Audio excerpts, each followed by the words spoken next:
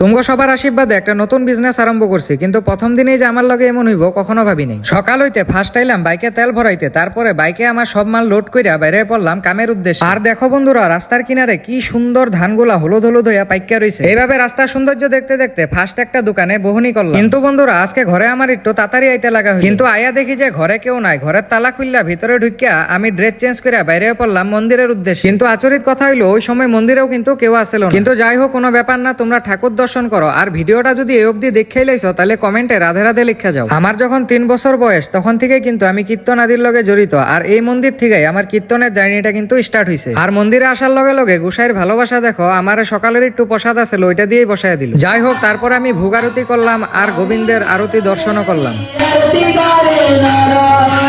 এই ছোট বাচ্চাগুলোর মনেও দেখো কতটুক ভক্তি। খালি আজকেই না, প্রত্যেক দিন কিন্তু সকাল দুপুর সন্ধ্যা 3 বেলা গোবিন্দের আরতি দর্শন করতে মন্দিরে আসে। আর এই শিক্ষা প্রত্যেকটা বাচ্চারই কিন্তু দেওয়া উচিত। আর এই দেখো, এখন নিলাম মাখা প্রসাদ। আর মাখা প্রসাদ কার কার প্রিয় এটা কিন্তু কমেন্ট করতে ভুলবা না। তো আজকের ব্লগটা বন্ধুরা এতটুকুই। রাধে রাধে।